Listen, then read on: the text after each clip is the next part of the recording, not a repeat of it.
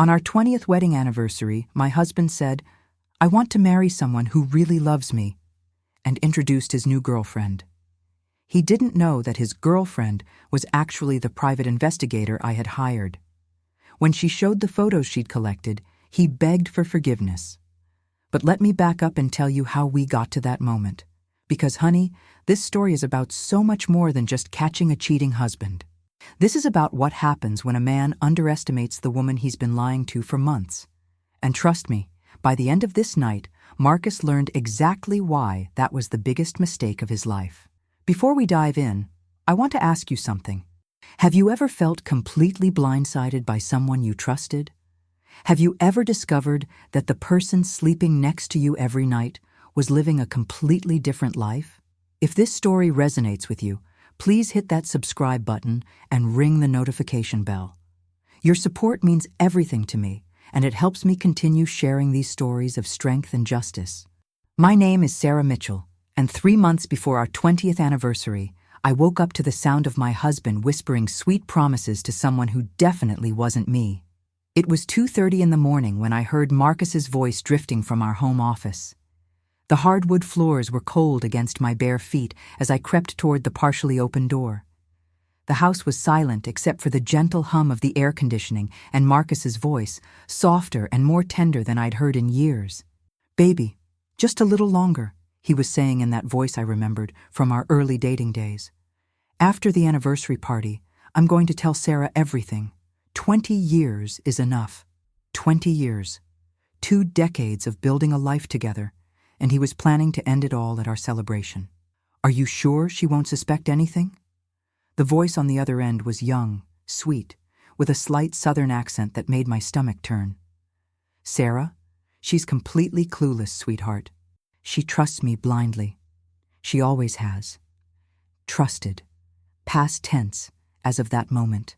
I pressed my ear closer to the door, my heart pounding so loud I was sure he'd hear it through the walls. What I heard next would change everything. "I love you, Jessica," Marcus continued, and I could hear the smile in his voice. "You're everything she isn't. Young, beautiful, passionate. After I divorce her, we can finally be together properly. The house, the cabin in Colorado, everything will be ours. Jessica." I memorized that name, along with every word of his betrayal. The way he said, "ours," made my blood run cold. He was already dividing up our life, our assets, our 20 years together like we were a business deal gone bad. "What about the money?" Jessica asked, and I could hear the greed in her voice even through the phone. "You said she has family money. Trust me, baby. Sarah's grandmother left her everything. Real estate, investments, the works. After the divorce, I'll get half of everything. We'll be set for life." What Marcus didn't know was that his clueless wife was about to become his worst nightmare. The floorboard creaked under my weight, and the conversation stopped abruptly. I heard Marcus say quickly, "I have to go. Love you," and then the sound of his chair scraping against the floor. I scrambled back to our bedroom, my heart racing, and slipped under the covers just as I heard his footsteps in the hallway. He paused outside our bedroom door for what felt like an eternity before quietly opening it and sliding into bed beside me. For the first time in 20 years, I was sharing a bed with a complete stranger. The next morning, Marcus was unusually affectionate, kissing my forehead as I made coffee in our kitchen overlooking the city. The morning sun streamed through our floor-to-ceiling windows, casting everything in a golden glow that felt almost mocking given what I'd discovered. "Sarah, sweetheart," he said, straightening his expensive tie in the hallway mirror, "I've been thinking we should make our 20th anniversary really special. Something unforgettable." Unforgettable. That's exactly what I was thinking too. He turned to look at me, and for a moment I saw something flicker in his eyes. Guilt? Excitement? I couldn't tell anymore. This man I'd loved for 20 years had become a stranger overnight. "I want to invite everyone, your family, my business partners, all our friends from the country club. I want to make a speech about our marriage, about truth and being authentic." Truth and authenticity. The irony was suffocating. "I've already booked the ballroom at the Grand Hotel," he continued. adjusting his cufflinks with the kind of nervous energy I'd never seen from him before. "Dinner for 70 people. I want everyone to see how much our marriage means to me, how much it meant to him." Right. I watched him gather his briefcase and keys, this man I'd loved for 20 years, and realized I was looking at a complete stranger planning my public humiliation. "That sounds wonderful, Marcus," I said, my voice steady despite the storm raging inside me. "I'm sure it will be a night no one will ever forget." He kissed me goodbye, the same kiss he'd given me thousands of times before, but now it felt like a betrayal. After he left for his law firm, I sat in our kitchen overlooking the city skyline and made the most important phone call of my marriage. Sterling Investigations, Detective Amanda Rodriguez speaking. "I need to hire a private investigator," I said, my voice steadier than I felt. "My husband is having an affair, and I need proof." "Ma'am, I understand this is difficult. Can you tell me what you know so far?" I took a deep breath and told her everything. The late-night phone calls, the name Jessica, the plans for our anniversary party. Detective Rodriguez listened without interruption, occasionally making notes, and I could hear the professionalism in her voice that told me I'd made the right choice. "Her name is Jessica. They're planning to go public after our anniversary party in 3 months. I need everything: photos, recordings, evidence of where they meet, how long this has been going on." "We can definitely help you with that, Mrs. Mitchell. But may I ask what you're planning to do with this information?" I looked out at the skyline, watching the morning sun reflect off the glass buildings, and felt something shift inside me. For the first time since discovering Marcus's betrayal, I felt powerful. "I'm planning to give my husband exactly the anniversary surprise he deserves." What I didn't tell Detective Rodriguez was that I had a much more creative plan in mind than just gathering evidence. You see, Marcus had always seen me as the supportive wife. When we met at Northwestern 22 years ago, I was studying business while he was in law school. He saw me as the woman who would manage our home while he built his career, the perfect accessory to his professional success. What he never bothered to learn was that the family money he thought we were living on was actually my money. The house, the cabin, the investment portfolio, all built from my inheritance from my grandmother's real estate empire. My grandmother, Elena Rodriguez, had been one of the first Latina women to build a real estate empire in Chicago back in the 1960s.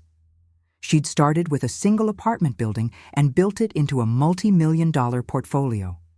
She'd left everything to me when I was 25, with one condition that I'd never forgotten. "Mija," she'd told me on her deathbed, gripping my hand with surprising strength, "never let a man think your money is his money. What's yours is yours. Promise me." I'd promised, and I'd kept that promise for 20 years. Marcus's name wasn't on a single deed, a single investment account, a single asset. Everything was mine, protected by prenups and trusts that he'd signed without reading carefully. But Marcus was about to learn that underestimating your wife is a very expensive mistake, especially when that wife has resources he never knew existed. Over the next few weeks, Marcus threw himself into planning our anniversary party with an enthusiasm that would have been touching if I didn't know his real motives. "I've hired the best catering company in the city," he announced one evening, loosening his tie as he poured himself a scotch. "Prime rib, champagne, live jazz. I want this to be a night everyone remembers. A night everyone remembers. I'm sure it will be." He was standing by our living room window, looking out at the city lights, and for a moment I remembered why I'd fallen in love with him. He was handsome, successful, charming, but now all I could see was a man planning my public humiliation while spending my money to do it. I've even written a special speech about love, commitment, and having the courage to follow your heart. Following your heart. The audacity was breathtaking. "Can I hear it?" I asked, settling into my favorite armchair with a glass of wine. "It's a surprise," he said, turning to smile at me with that charming grin that had once made my heart skip. "But I think you'll find it very enlightening." Meanwhile, Detective Rodriguez was sending me regular updates that painted a picture of betrayal more extensive than I'd imagined. The first report arrived via encrypted email 3 days after I'd hired her. Photos of Marcus and Jessica at Romano's, an upscale Italian restaurant downtown. They were holding hands across the table, looking at each other with the kind of intensity that made my chest ache. Jessica was exactly what I'd expected. Young, probably early 30s, blonde with the kind of polished beauty that came from expensive salons and personal trainers. She was wearing a red dress that probably cost more than most people's rent, and the way she looked at Marcus made it clear this wasn't their first romantic dinner. But it was the audio recordings that really got to me. "I can't wait to be your wife." Jessica's voice was breathy, excited. "I've already started looking at wedding venues. I'm thinking something in Napa Valley, maybe a vineyard wedding." "Whatever you want, baby," Marcus replied, and I could hear him cutting his steak as he spoke. "After I divorce Sarah, we can have the wedding of your dreams. Money won't be an object." The recordings went on for hours. Plans for their future, discussions about where they'd live, even conversations about having children together. Marcus, who had told me for years that he didn't want kids because it would interfere with our lifestyle, was promising Jessica a family. "I want at least 2 kids," Jessica said in one recording. "A boy and a girl." "Absolutely," Marcus agreed. "Sarah never wanted children anyway. She's too focused on her little hobbies." My little hobbies. My successful consulting business that had helped fund our lifestyle for years was a little hobby to him. But the most interesting update came in week 4. "Mrs. Mitchell," Detective Rodriguez called me, while I was reviewing investment reports at my home office. "I have some unusual information about your husband's girlfriend." "What kind of unusual?" "Jessica Williams isn't exactly who she appears to be. She's been involved with 3 other married men in the past 4 years, all wealthy, all ended up divorced and financially devastated." I set down my coffee cup, suddenly very interested. "You're saying she's done this before?" "She has a very specific pattern, ma'am. She targets successful married men, seduces them into leaving their wives, then systematically drains their assets before moving on to the next victim. Your husband isn't her first target. He's her specialty." So Marcus wasn't just cheating on me with a younger woman. He was being hunted by a professional predator who saw him as nothing more than a paycheck. "Detective Rodriguez, I have an idea, but it's going to require some very creative investigation work." "I'm listening, ma'am." "What if we could make Jessica believe that Marcus isn't the prize she thinks he is? What if she discovered something that would make her want to protect herself?" "What did you have in mind?" "I want you to approach Jessica.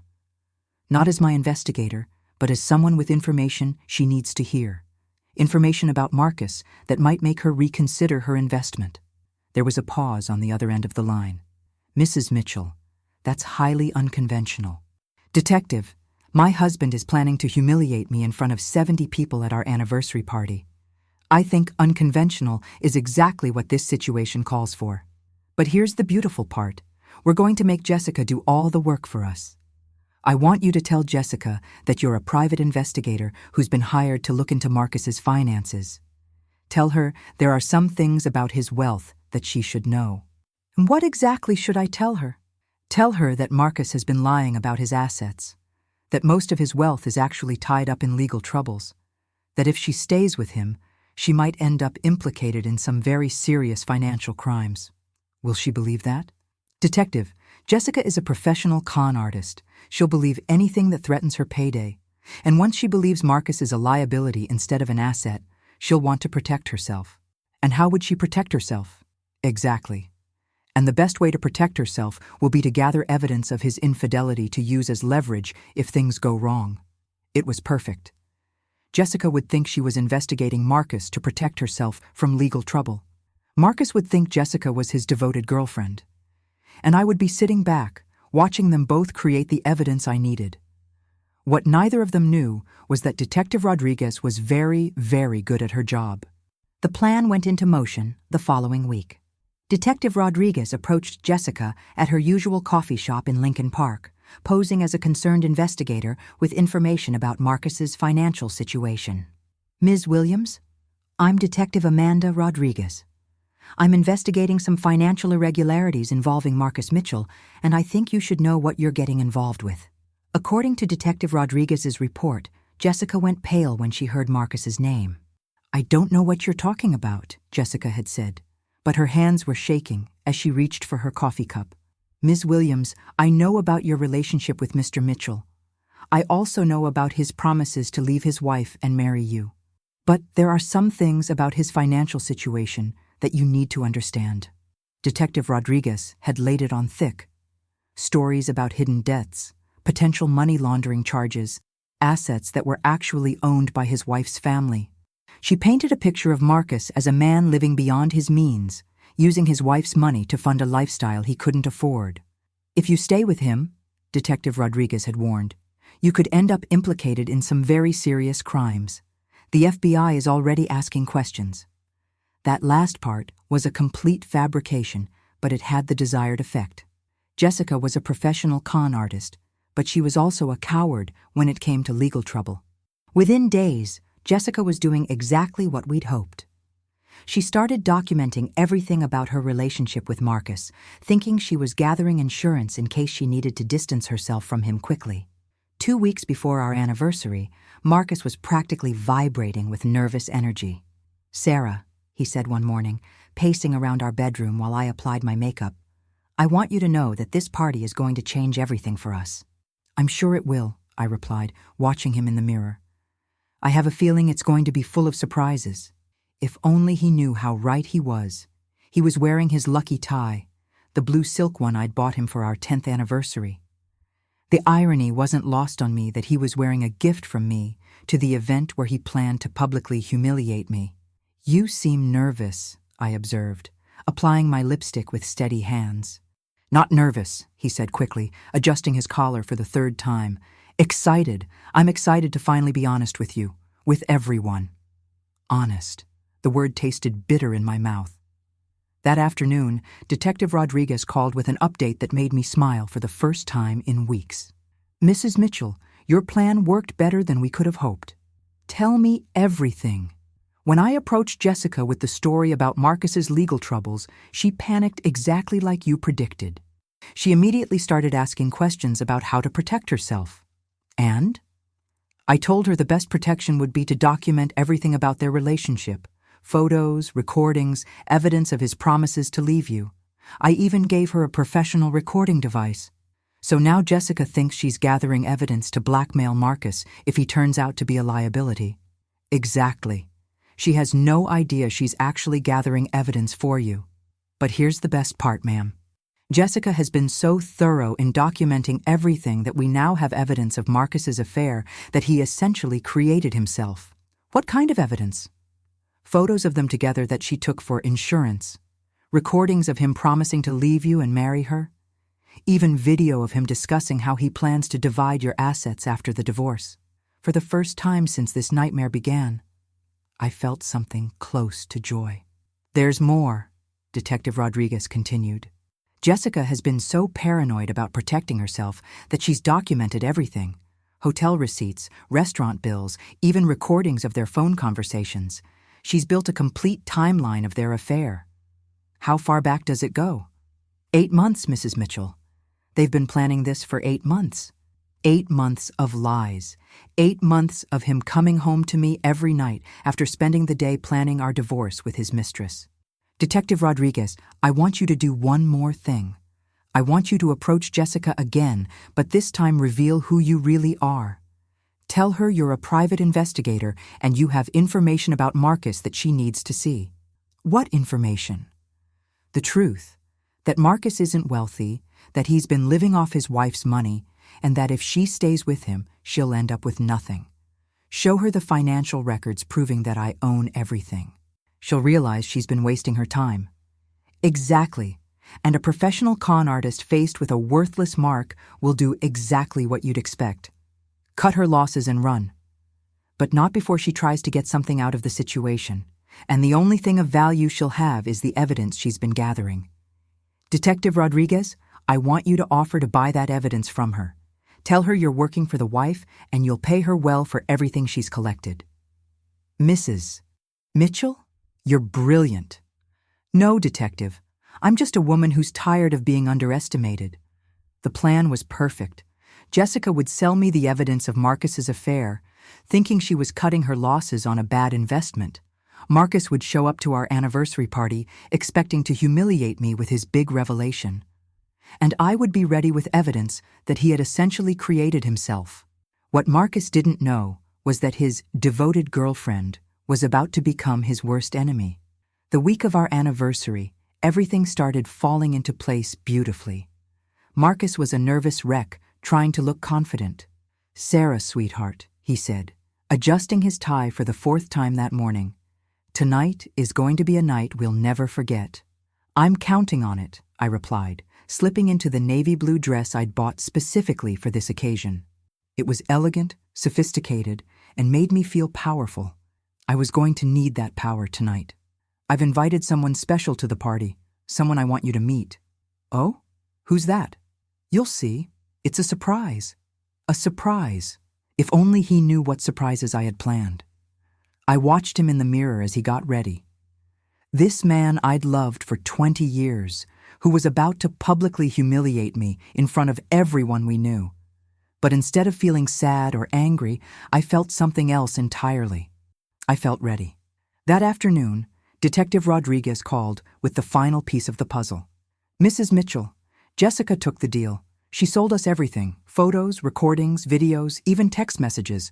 She's planning to leave town tonight." "And Marcus?" "He has no idea. He thinks she's just being cautious about the party. He's expecting her to show up as his surprise guest. So he's planning to introduce his mistress to his wife, not knowing that his mistress has already betrayed him."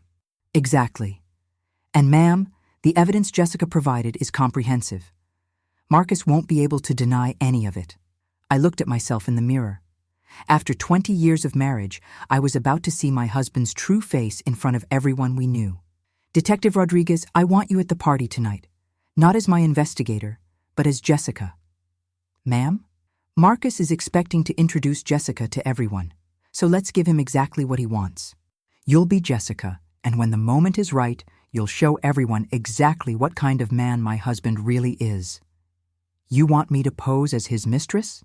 "I want you to be the woman who destroys his life, just like he planned to destroy mine." That evening, as we arrived at the Grand Hotel, Marcus was practically glowing with anticipation. "Sarah, tonight you're going to see a side of me you've never seen before. I'm going to be completely honest for the first time in our marriage."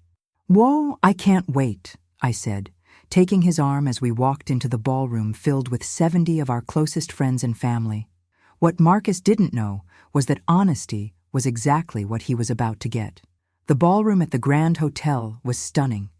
Crystal chandeliers cast warm light over tables decorated with white roses and gold accents. 70 guests, our families, Marcus's law partners, my business colleagues, friends from the country club, all gathered to celebrate 20 years of what they thought was a perfect marriage. The room buzzed with conversation and laughter. I saw my sister Lisa at a table near the front, radiant in an emerald green dress. My parents were chatting with Marcus's business partner, Robert Harrison, and his wife. Everyone looked so happy, so unsuspecting of what was about to unfold. Marcus worked the room like the skilled lawyer he was, shaking hands, accepting congratulations, building up to his grand moment. "Marcus, Sarah, 20 years, said Robert Harrison, Marcus's senior partner, raising his champagne glass. "You two are an inspiration. True love in this day and age."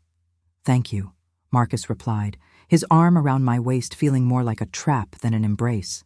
Though I have to say, sometimes love means having the courage to be honest about what you really want. Robert looked confused. "Well, of course, but that's what makes marriage work, right? Honesty and commitment?" "Exactly," I said, smiling at Marcus. "Honesty. It's so important in a relationship." Marcus's grip on my waist tightened, and I could feel the tension radiating from his body. My mother approached us, elegant in her navy blue dress, beaming with pride. "Sarah, darling, you look absolutely radiant tonight. And Marcus, this party is beautiful. You've outdone yourself." "Thank you, Mrs. Rodriguez," Marcus said, and I noticed how his voice sounded strained. "I wanted tonight to be special. Very special."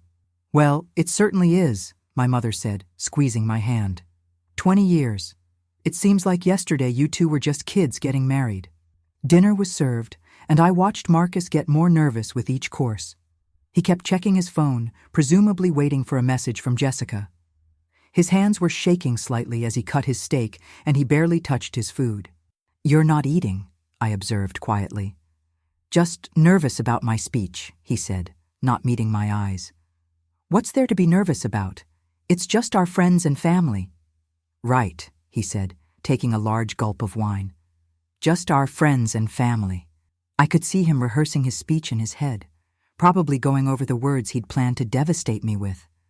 What he didn't know was that I'd been rehearsing too. Finally, as dessert was being cleared, Marcus stood up and tapped his champagne glass with a knife. The crystal ring echoed through the ballroom, and gradually the conversation died down.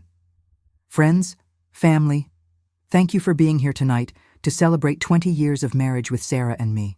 The room quieted completely, all eyes on my husband. I could see the faces of everyone I loved, all smiling expectantly, waiting for a touching tribute to our marriage. 20 years is a long time," he continued, his voice gaining confidence as he warmed to his prepared speech. "Long enough to really know someone. Long enough to understand what you want from life." I felt my sister Lisa tense beside me. She knew me well enough to sense that something was wrong. And I've realized something very important. Sometimes, the most loving thing you can do for someone is to be completely honest with them. "Here it comes," I thought, my heart pounding, but my face remaining calm. "Sarah," he said, turning to me with what I'm sure he thought was a compassionate expression. "You're a wonderful woman. You've been a devoted wife. But we both know this marriage hasn't been working for a long time." Gasps echoed around the room. My mother's hand flew to her chest, and I heard someone's wine glass hit the table with a sharp clink. "Marcus," I said quietly, playing my part perfectly, "what are you saying?" "I'm saying it's time for both of us to be free," he said, his voice stronger now, feeding off what he thought was his moment of triumph. "I've found someone who understands me better, someone who shares my passion for life." The whispers started then, a low buzz of shock and confusion rippling through the room. He gestured toward the entrance of the ballroom. "I'd like you all to meet Jessica, the woman I love." Detective Rodriguez walked into the room, stunning in a black cocktail dress, playing her role perfectly. She looked nervous, uncertain, exactly how a mistress would look when being introduced to a room full of strangers. The silence was deafening. Then the whispers started, then the shocked voices. "Marcus, have you lost your mind?" That was my brother-in-law David, standing up from his chair. "How could you do this to Sarah?" My colleague Jennifer was on her feet now, her face flushed with anger. "I know this is difficult," Marcus said, raising his voice over the growing chaos. "But Sarah deserves to know the truth. We both deserve to be happy." He looked at Detective Rodriguez with what he thought was love, his face soft and tender in a way that made my stomach turn. "Jessica and I have been together for almost a year. She's everything I've been missing in my life." Detective Rodriguez stepped forward, her expression shifting from nervous to professional in a way that was almost imperceptible. "Thank you, Marcus," she said, her voice carrying clearly through the room. "You're absolutely right. It's time for the truth." She reached into her purse and pulled out a tablet, and I saw Marcus's face flicker with confusion. "But before we talk about love and honesty, I think everyone should know exactly what kind of man you really are." Marcus's face went from confident to confused to alarmed in the span of seconds. "Jessica, what are you doing?" "My name isn't Jessica," Detective Rodriguez said, her voice now completely professional and commanding. "I'm Detective Amanda Rodriguez, private investigator, and I've been documenting your affair for the past 3 months." The room erupted. People were standing, shouting, pointing at Marcus. My mother was clutching my father's arm, her face pale with shock. Marcus went white as a sheet, swaying slightly on his feet. "What? That's impossible. Jessica, stop joking around." "I'm not joking, Marcus. Your wife hired me to investigate your infidelity, and you made my job very, very easy." Detective Rodriguez connected her tablet to the room's projection screen, which had been set up for a slideshow of our wedding photos. Instead, the first image that appeared was Marcus and the real Jessica kissing passionately outside a downtown restaurant. These photos were taken by Jessica Williams, your actual mistress, who thought she was gathering evidence to protect herself from your legal troubles. The room was in chaos now, but Detective Rodriguez's voice cut through the noise like a knife. She pressed play on an audio file, and Marcus's voice filled the room through the sound system. After I divorce Sarah, we can finally be together properly. The house, the cabin in Colorado, everything will be ours. The ballroom erupted in chaos. People were standing, shouting, pointing at Marcus. "You bastard!" my sister Lisa screamed, her face red with fury. 20 years, Marcus! My father shouted, his voice booming across the room. 20 years, and this is how you repay my daughter? Detective Rodriguez continued scrolling through photos and playing audio clips, each one more damning than the last. The evidence was overwhelming, undeniable. Here's Marcus promising Jessica that he would leave his wife after their anniversary party. Click. Another photo of them together, this time at what looked like a jewelry store. Here's Marcus discussing how he planned to divide Sarah's assets after the divorce. Another audio clip. Sarah's grandmother left her everything. After the divorce, I'll get half of everything. We'll be set for life. And here's my personal favorite. Marcus explaining to Jessica how clueless and trusting his wife is. Marcus's voice again. Sarah? She's completely clueless, sweetheart. She trusts me blindly. She always has. I stood up slowly, and the room gradually quieted as all eyes turned to me. I could feel the weight of 70 pairs of eyes, the mixture of sympathy, shock, and anticipation. Thank you, Detective Rodriguez, I said, my voice calm and clear, carrying easily through the silent ballroom. That was very thorough. I turned to face Marcus, who was standing frozen in the middle of the ballroom, his face a mask of terror and disbelief. Marcus, you're absolutely right about one thing. It is time for honesty. I reached into my purse and pulled out a folder I'd prepared specifically for this moment. The truth is, I've known about your affair for 3 months. I've known about your plans to divorce me and take half of what you think are our assets. I opened the folder and pulled out the first document. But here's what you never bothered to learn in 20 years of marriage, darling. The house, mine. I held up the deed. The cabin in Colorado? Mine. Another document. The investment portfolio? Mine. Another.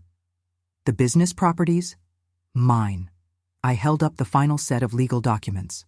Everything you've been living off of for 20 years belongs to me. It was my inheritance from my grandmother's real estate empire. Marcus's face went from white to gray, and I thought for a moment he might actually faint. That's impossible, he whispered. Your name has never been on a single deed, Marcus. You've been living in my house, spending my money, and planning to steal my assets to start a new life with a woman who was planning to steal them from you. I paused, letting that sink in before delivering the final blow. Oh, and about Jessica? She's a professional con artist. She's done this to 3 other men before you. You weren't her lover, Marcus. You were her mark. The room was dead silent now. Marcus looked around at 70 faces staring at him with disgust, contempt, and in some cases, barely contained rage. Robert Harrison, his business partner, was shaking his head in disbelief. Marcus, how could you be so stupid? My mother was crying, but not for the reason Marcus probably thought. She was crying with pride. Sarah, Marcus whispered, his voice barely audible. I can explain. Explain what? I asked, my voice still calm but with an edge of steel. That you're a lying, cheating, would-be thief who got outsmarted by both his wife and his mistress? I walked toward the exit, pausing at the door to address the room one final time.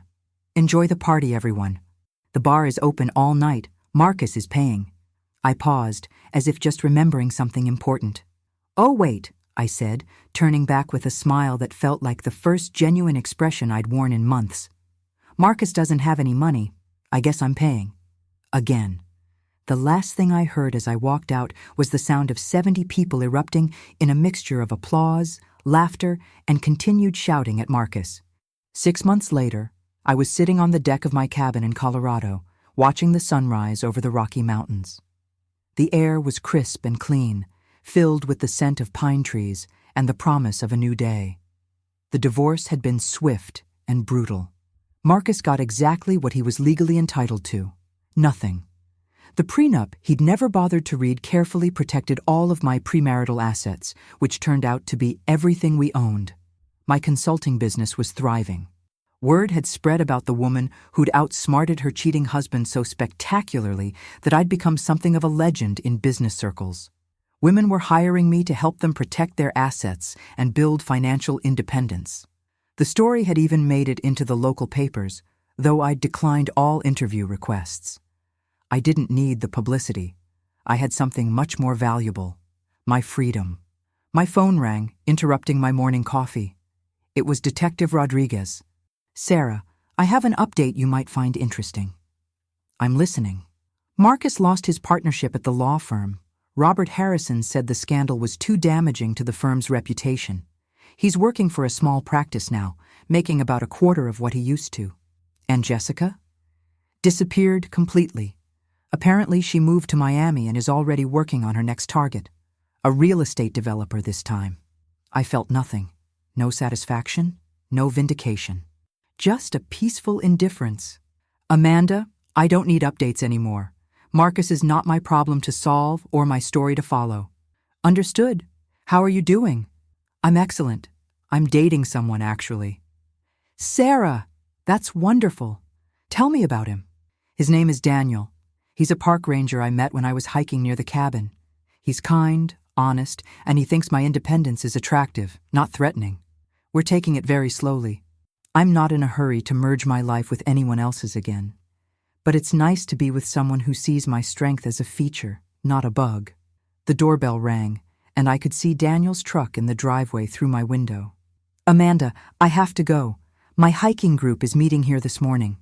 I'd built a wonderful community in Colorado. Other women who'd started over, young professionals just beginning their careers, older women who'd become like surrogate mothers. We supported each other in ways I'd never experienced in my marriage. That morning, as I served fresh coffee and homemade muffins to 6 women gathered on my deck, I realized something profound. This was what happiness looked like. Not the performance of happiness I'd maintained for 20 years, but the real thing. "Sarah," said my neighbor Carol, a retired teacher who'd become one of my closest friends, "you seem so at peace. How did you get here?" "I learned that marriage isn't just about choosing someone," I said, refilling coffee cups and looking out at the mountains. "It's about them choosing you back every single day. And if they're not choosing you, then you're not really married. You're just coexisting. I spent 20 years trying to be the perfect wife for someone who was planning to discard me anyway. Now I'm just trying to be the best version of myself, for myself." Daniel arrived with fresh pastries from the local bakery, his face lighting up when he saw me. He was everything Marcus wasn't: genuine, kind, and completely comfortable with my success. "To Sarah," he said, raising his coffee cup, "who taught us all that sometimes the best thing that can happen to you is someone showing you exactly who they are." "To second chances," I said, clinking cups with my chosen family, "and to the courage to take them." Later that afternoon, I found a letter in my mailbox. Marcus's handwriting on the envelope made my stomach clench for just a moment. "Old habits die hard." "Sarah," it read, "I know I have no right to contact you, but I needed you to know that I understand now what I lost. You were the best thing in my life, and I threw it away for something that was never real. I don't expect forgiveness. I just wanted you to know that you deserved so much better than what I gave you. I hope you're happy. Marcus." I read it twice, then put it in my desk drawer. Not out of sentimentality, but as a reminder. A reminder that I'd survived someone's worst intentions and come out stronger. That evening, Daniel and I walked along the mountain trail as the sun set over Colorado. The sky was painted in shades of gold and pink, and the air was filled with the sound of birds settling in for the night. "How's the new client project coming?" he asked, taking my hand as we walked. "Really well. It's helping a woman who just got divorced after 25 years. She wants to build financial independence from scratch." "Sounds familiar," he said with a smile. "The best part is, she's not trying to erase her past. She's building on it, taking the lessons and the strength she gained and creating something new. That's the thing about starting over, I said, stopping to watch the sunset paint the mountains in brilliant colors. You don't have to pretend the past didn't happen. You just have to decide it doesn't get to control your future.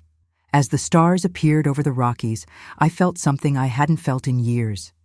Complete contentment with exactly where I was and who I'd become. Sometimes the best revenge isn't revenge at all. Sometimes it's just living so well that the people who tried to break you become irrelevant to your story. And that, my friends, is exactly what freedom looks like. You know, I get messages from women all over the world who found themselves in similar situations. If you're listening to this and you're going through something like what I experienced, I want you to know that you're stronger than you think. Trust your instincts. Document everything. And remember that you deserve someone who chooses you every single day. What would you have done in my situation? I'd love to hear your thoughts in the comments below. Have you ever had someone completely underestimate you? Share your story. I read every single comment, and your experiences help other women who might be going through similar situations. And if this story resonated with you, please consider subscribing to the channel. Your support helps me continue sharing these stories of resilience and justice. Hit that notification bell so you never miss a new story. From which city are you listening today? I love connecting with listeners around the world. Whether you're in New York, London, Sydney, or anywhere in between, thank you for being part of this community of strong, independent people who refuse to be victims. If you enjoyed this story of turning the tables on a cheating spouse, you might also like the story about the woman who discovered her husband's secret family, or the one about the wife who used her mother-in-law's own words against her. You can find both of those stories right here on the channel, and I'll put links in the description below. Remember, you're never as powerless as someone wants you to believe. Sometimes the best thing that can happen to you is someone showing you exactly who they really are. It gives you the chance to show them exactly who you are too. Until next time, keep standing up for yourselves and keep supporting each other. You're stronger than you know, and you deserve so much better than someone who doesn't see your worth. Thanks for listening, and I'll see you in the next story.